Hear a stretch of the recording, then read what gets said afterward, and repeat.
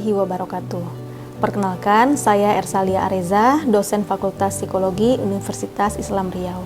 Saat ini saya dalam proses mengikuti sertifikasi dosen tahun 2025. Video ini dibuat dengan tujuan syarat sertifikasi dosen tahun 2025 dalam unjuk kerja Tridharma Perguruan Tinggi atau PDD UKT-PT, khususnya dalam aspek pengajaran. Pada kesempatan ini, saya akan memaparkan salah satu mata kuliah yang saya ampu sesuai dengan bidang saya, yaitu mata kuliah Intervensi Industri dan Organisasi. Mata kuliah ini merupakan mata kuliah pilihan, ditujukan untuk mahasiswa semester 6 dengan bobot 3 SKS. Perkuliahan ini dilaksanakan dalam 16 kali pertemuan, yaitu 14 pertemuan tatap muka dan 2 pertemuan untuk UTS dan UAS.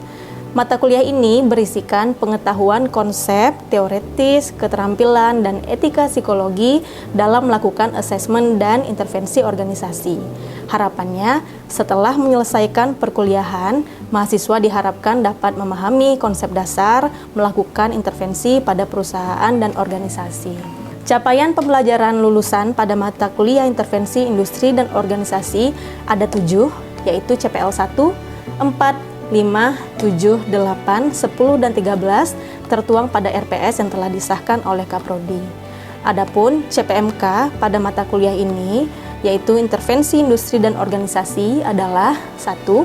Mahasiswa mampu menjelaskan konsep intervensi dalam tempat kerja dengan benar. Kemudian yang kedua, mahasiswa mampu memahami teori dan konsep dasar dalam teknik intervensi organisasi dengan benar. Kemudian yang ketiga, mahasiswa mampu menguasai konsep asesmen kebutuhan organisasi dan mengaplikasikan asesmen kebutuhan organisasi itu dengan benar. Yang keempat, mahasiswa mampu merancang intervensi organisasi sederhana juga dengan tepat. Kemudian yang terakhir, yaitu mahasiswa mampu mengevaluasi implementasi dari intervensi organisasi di dalam konteks kerja dengan tepat. Kemudian ada komponen proses pembelajaran yang mengacu pada DIA, yaitu Delivery, Interaction, dan Assessment. Pada delivery, saya melakukan pemberian materi, kontrak belajar, RPS, melalui share grup kelas. Selain itu, saya juga melakukan tatap muka di kelas dengan adanya presentasi yang interaktif.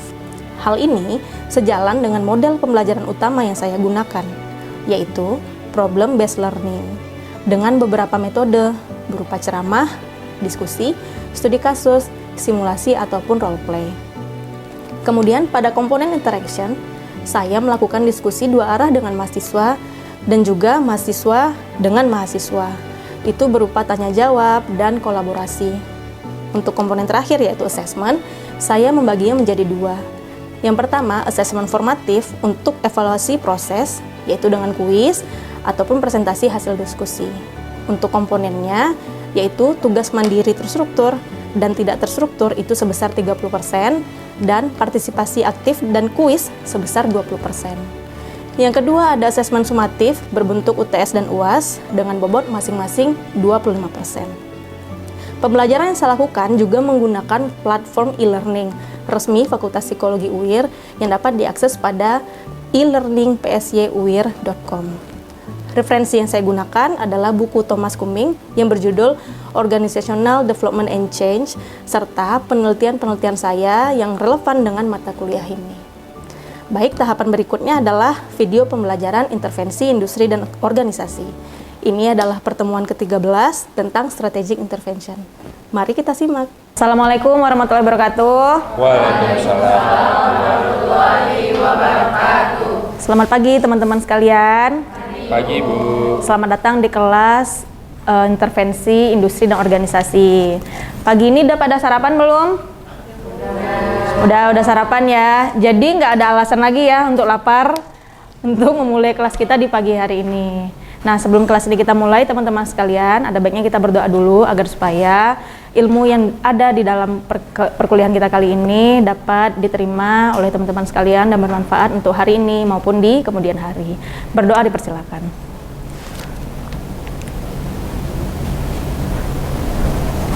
Oke, berdoa selesai. Sebelum Ibu mulai, Ibu mau tanya dulu, Ketua kelas, ini ada yang tidak hadir? Untuk hari ini hadir semua Bu. Hadir semua ya? Iya. Oke, kalau gitu bisa kita mulai. Minggu ini kita akan bahas ini ya teman-teman, intervensi strategik. Ibu tanya nih, minggu lalu kita bahas apa ya? Teknostruktural, betul. Nah, Tentunya tentang total quality management. betul. Nah, teknostruktural itu memang bagian dari intervensi di organisasi. Nah, sekarang kita akan membahas untuk intervensi yang lebih advance lagi, yaitu intervensi strategik. Teman-teman perlu tahu dulu, apa sih tujuan pembelajaran kita hari ini, ya kan? Memang diharapkan setelah mengikuti perkuliahan hari ini, teman-teman itu mampu menjelaskan alasan organisasi melakukan intervensi strategik, ya kan? Kalau minggu lalu udah mengerti kenapa sih melakukan intervensi teknostruktural, maka minggu ini harus mengerti nih kenapa harus melakukan strategik. Yang kedua, bisa menjelaskan jenis dari strategic intervention, kemudian mampu memahami intervensi strategik yang relevan sesuai dengan situasi pada organisasi tersebut. Gitu ya teman-teman ya. Nah, Ibu akan berangkat dari definisi terlebih dahulu ya. Definisi apa sih sebenarnya strategic intervention itu? Teman-teman bisa lihat di sini ya, ada yang Ibu bold, kata-kata yang Ibu bold itu sebagai penciri atau khas dari yang namanya strategic intervention. Bisa teman-teman baca ya, strategic intervention itu serangkaian tindakan atau perubahan terencana. Jadi perubahan itu bukan sembarangan ya, tapi memang terencana, sistematis gitu ya, yang dilakukan oleh organisasi. Nah, tingkatnya adalah strategik atau strategis. Bedanya kan sama yang minggu lalu adalah perubahan organisasi itu adalah di tingkat yang kelompok gitu. Nah, kali ini adalah tingkatnya strategis, ya kan? Untuk apa? Untuk mengarahkan, ya kan? Menyesuaikan. Nah, yang lebih penting lagi itu adalah untuk mentransformasi arah dari organisasi itu, ya kan? Karena memang untuk menjawab tantangan baik itu internal maupun eksternal.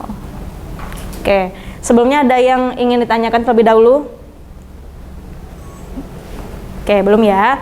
Sekarang Ibu tanya deh, mengapa organisasi harus berubah?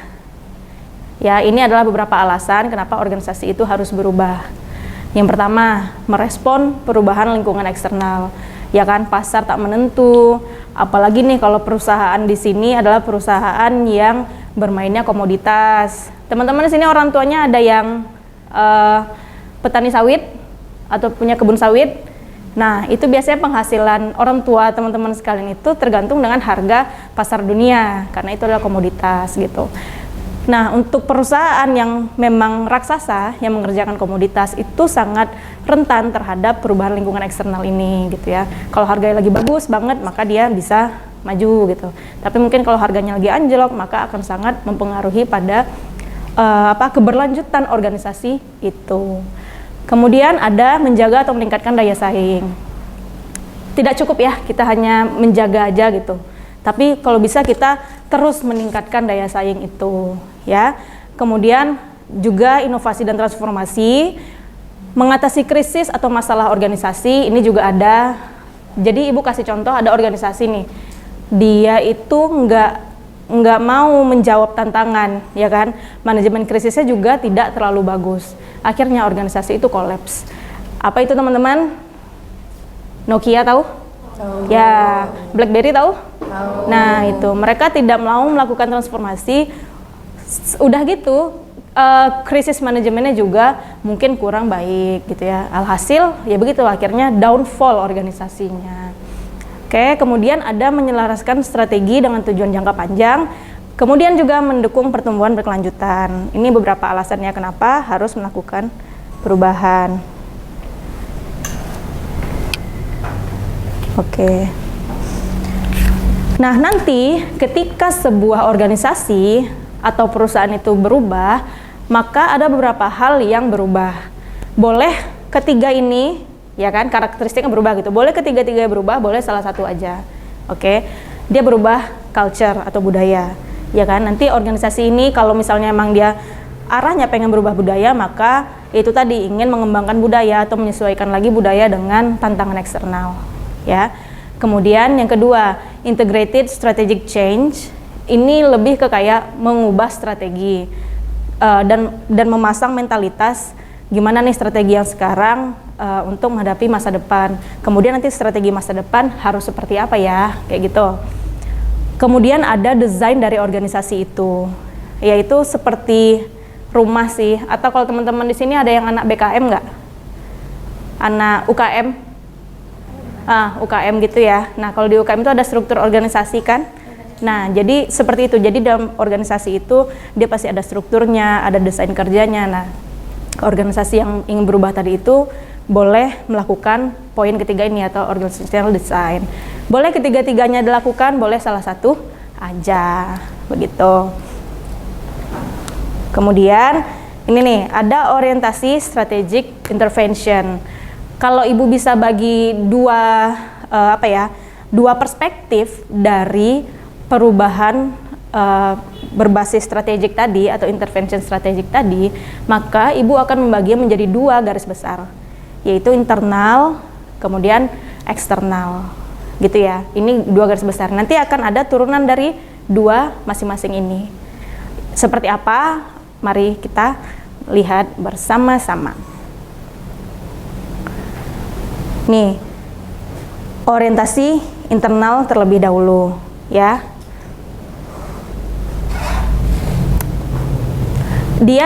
Organisasi itu ingin membuat atau proses pembuatan strateginya itu lebih dinamis. Kan banyak ya kalau organisasi itu, apalagi mungkin organisasi pemerintahan ya teman-teman, atau nggak usah pemerintahan deh, BUMN misalnya. Sepertinya masih sangat birokratis dalam melakukan pengambilan keputusan. Nah, ada organisasi yang ingin mengubah itu. Itu contoh dari perubahan strategi ya. Perubahan strategic intervention tadi. Jadi dia ingin mengubah cara mengambil pengambilan kebijakan atau strategi. Kemudian yang kedua adalah self design, yaitu perusahaan ini ingin diciptakan sebagai perusahaan yang bisa terus menyelaraskan dirinya dengan tantangan global. Jadi dia terus melakukan self design tadi. Mungkin ini lebih cocok untuk perusahaan-perusahaan yang kecil ya, mungkin seperti startup yang tidak terlalu banyak rantai yang harus dipikirkan ketika ingin melakukan perubahan gitu. Self design ini, apalagi kalau startup juga rawan pilot gitu ya teman-teman, sehingga dia sangat tinggi nih tuntutan untuk bisa menjadi sebuah organisasi yang mampu self design begitu. Kemudian ada learning organization. Ini maksudnya organisasi ini menuntut gitu ya, atau membuat cara sebagai organisasi yang terus belajar gitu. Jadi organisasi ini akan terus bergerak melampaui pemecahan masalah yang ada. Jadi sebenarnya agak-agak mirip juga dengan self design. Kemudian ada juga build to change, ini juga agak mirip dengan self design. Tapi nanti perubahannya itu adalah bagaimana implementasi dari ketiga pendekatan ini. Kalau self design itu kan berarti kita ngomong struktur ya, boleh jadi nanti tiba-tiba strukturnya berbeda, ya kan? Boleh jadi nanti si A yang tadinya job desk-nya adalah ini bisa berubah jadi itu gitu. Kalau learning organization, no matter kamu posisinya apa gitu ya, misalnya kamu posisinya adalah recruiter, tapi kamu juga punya tuntutan untuk bisa memahami divisi subdivisi di dalam HR itu. Kamu tidak boleh kacamata kuda nih gitu. Kamu juga harus bisa mungkin melakukan tipis-tipis melakukan training gitu. Ya kan? Mengerti soal itu. Jadi kayak selalu ingin belajar gitu ya learning organization itu. Kemudian build to change adalah organisasi yang menanamkan bahwa sumber efektivitas dari organisasi itu adalah melalui kemampuan untuk berubah secara berkelanjutan. Begitu teman-teman. Kalau ini adalah eksternal, ini yang paling Ibu suka ya kan, karena memang terasa sekali perubahannya. Terasa itu maksudnya sebagai orang awam ya, kita sebagai orang awam. Merger dan akuisisi, pernah dengar? Ya mungkin sepintas gitu ya, secara awam pernah dengar ya teman-teman. Nah ini biasanya organisasi itu dia membentuk entitas baru. Jadi ada organisasi A sama B melebur menjadi satu, misalnya gitu. Kemudian ada alliance, membantu dua organisasi itu mencapai tujuan bersama. melalui berbagai sumber daya, ya kan? Misalnya memang berbagi kekayaan intelektual. Contohnya misalnya kalau ada perusahaan ini dia bergeraknya di bidang kosmetik, itu kan sebenarnya ada resepnya ya. Nah, itu kan sebenarnya dipatenin nih. Nah, kalau misalnya sebuah organisasi ingin melakukan alliance, maka dia harus ready untuk sharing kekayaan intelektual tersebut gitu. Kemudian ada network, yaitu mengembangkan hubungan antara 3 organisasi atau lebih untuk melaksanakan tugas. Networking ini sebenarnya mirip kalau di kita universitas mungkin melakukan MOU dengan univ lain, kayak gitu, networking gitu ya. Nggak terlalu banyak diubah, tapi ketika ada masalah, ya kan, ada masalah apa, bisa nih univ-univ ini bergabung untuk mencari pemecahan dari masalah tersebut. Nah, gitu. Oke, itu Ibu sudah jelaskan tadi ada 2 pendekatan, yaitu internal dan eksternal. Sekarang Ibu pingin teman-teman sekalian tonton video ini, terus Ibu akan minta pendapat teman-teman sekalian, kira-kira ini adalah intervensi jenis apa, gitu ya.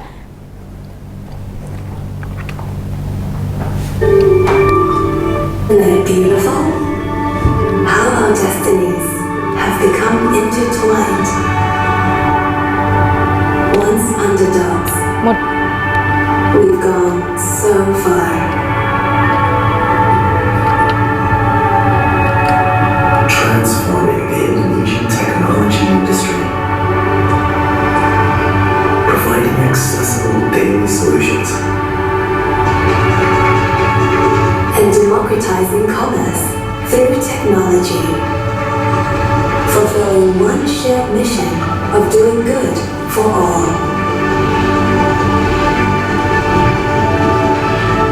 But how far can we go?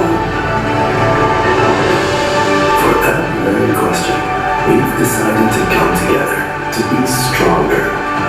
Adopting Gotong Royong, the Indonesian spirit of working together to extend the opportunity for a better life to everyone.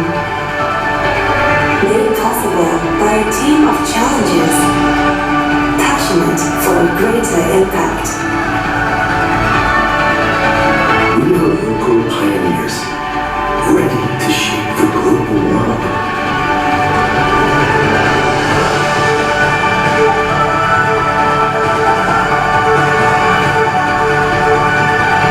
To democratize opportunity, to uplift everyone by giving them an equal chance to thrive. Gojek and Tokopedia introducing the power of togetherness.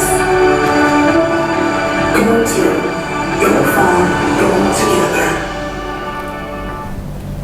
Oke, ada nih kira-kira yang bisa jawab ini kira-kira jenis intervensi apa? Ya, silakan Muti.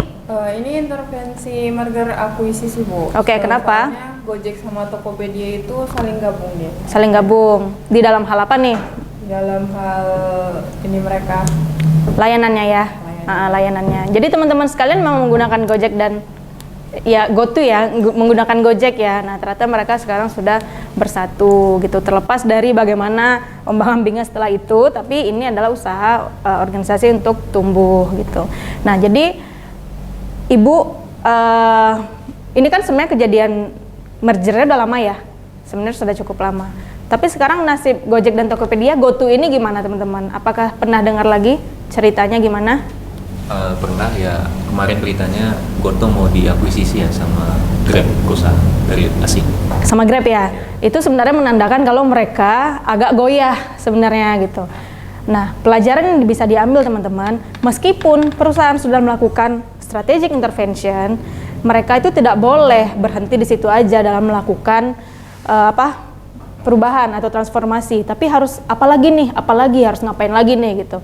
Karena memang nyatanya Grab sekarang udah lebih jago, maka bahkan mereka kayak mau bisik-bisik kayak ayo dong kita aku caplok kamu deh gitu kan, kata Grab ya kepada GoTo ini gitu. Sahamnya GoTo juga udah merah, udah kurang bagus lah, udah nggak hijau lagi gitu. Nah, itu sebenarnya menunjukkan performa dari perusahaan ini pun sepertinya sudah mulai meredup gitu. Nah, begitulah, jadi di dalam organisasi ini kita nggak boleh berhenti, udah mentang-mentang kita sudah melakukan intervensi sudah melakukan transformasi, terus kita sudah merasa cukup. Nah, tidak bisa seperti itu, tapi harus ada lagi kesinambungan atau keberlanjutan dari perubahan yang akan kita lakukan.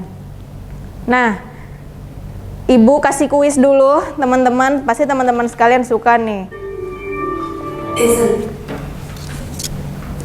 Ini kuis, silakan teman-teman akses pakai HP masing-masing.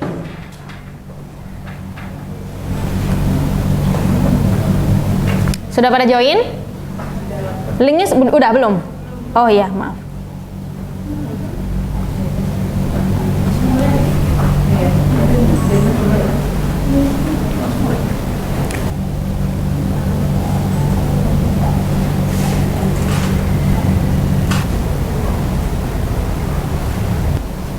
Oke, sudah ya teman-teman sekalian. Ternyata yang paling tinggi di sini nilainya Raffi ya, ternyata ya, memang ketua kelas. Oke, tangan dulu untuk Raffi. Oke, coba terakhir nih, ada yang ingin memberikan kesimpulan dari perkuliahan kita kali ini? Jadi kesimpulannya itu Bu, organisasi itu memang harus terus berubah Bu. Oke. Untuk mengatasi tantangan. Yang orientasinya itu tadi ada internal, ada eksternal. Kayak contoh internalnya tadi tuh ada dinamis strategi, terus eksternalnya tuh ada merger. Emang harus berubah terus organisasi, harus bisa beradaptasi, ada perubahan untuk mengatasi tantangan. Oke. Nah iya, memang sudah disimpulkan oleh Puja ya, bahwasanya memang organisasi akan terus berubah. Nah sebelum Ibu tutup, mungkin ada yang ingin bertanya terlebih dahulu? Oh ya, silakan, Salsa. Bu, izin bertanya, apa yang bakal terjadi kalau organisasi tidak melakukan intervensi yang berorientasi eksternal, Bu, dan lebih memilih internal? Oke, ini pertanyaannya bagus ya. Dan juga Ibu akan sekali menjawab apakah organisasi ini harus melakukan kedua orientasi itu, apakah dia harus dua-duanya atau boleh salah satu aja. Sebenarnya tidak harus keduanya, dan sebenar-benarnya pun organisasi memang akan harus lebih baiknya melakukan intervensi yang orientasinya internal tadi. Hanya saja kan nggak terlalu nampak di publik ya, kalau dia melakukan strategic intervention yang di dalam organisasi itu. Misalnya dia pengen mengubah strukturnya lebih dinamis, pengambilan keputusan lebih dinamis, nah itu kan tidak kelihatan. Yang dilihat oleh publik itu adalah kalau misalnya mereka sudah melakukan perubahan internal, nanti ternyata mereka jadi melesat maju. Nah, yang publik tahu tuh hanya itu gitu, tapi di dalamnya kan publik tidak tahu gitu. Nah sebenarnya pun organisasi-organisasi besar yang teman-teman ketahui sekarang, katakanlah ada Paragon, mungkin kita BUMN punya Pertamina, terus apalagi ya, sawit kita punya Triputra Agro gitu ya, semua itu memang secara dinamis mereka melakukan intervensi strategik itu, tapi mungkin sifatnya internal. Nah biasanya memang perusahaan yang sudah melakukan merger dan segala macam itu memang ingin lebih besar, tapi itu sebenarnya membutuhkan pengambilan keputusan yang sangat besar gitu, karena namanya menyatukan dua perusahaan menjadi satu, misalnya merger tadi ya, itu pasti banyak sekali rantai yang harus disesuaikan, kepala yang harus disesuaikan, isi kepala yang harus disesuaikan begitu ya, sehingga itu sebenarnya sifatnya lebih challenging. Jadi nggak masalah gitu ya, singkatnya tidak masalah kalau organisasi tidak melakukan strategic intervention yang sifatnya eksternal tadi. Begitu. Oke, ada yang ingin ditanyakan lagi? Cukup ya. Nah, terakhir nih dari Ibu ya. Ibu akan kasih tugas untuk teman-teman sekalian, yaitu ini. Nanti ini adalah tugas individu. Nah, Ibu minta nanti teman-teman sekalian mengumpulkannya di minggu depan ya. Nanti dikumpulkannya langsung saja di e-learning PSY UIR kita. Begitu. Oke, Bu. Oke, terima kasih teman-teman untuk kelas kita pada hari ini. Kita Ibu cukupkan dengan hamdalah. Alhamdulillahirrahmanirrahim. Wassalamualaikum warahmatullahi wabarakatuh. Terima kasih telah menyimak video pembelajaran dalam mata kuliah Intervensi Industri dan Organisasi. Semoga menjadi pertimbangan baik dalam proses pengajuan sertifikasi dosen gelombang 1 di tahun 2025. Wassalamualaikum warahmatullahi wabarakatuh.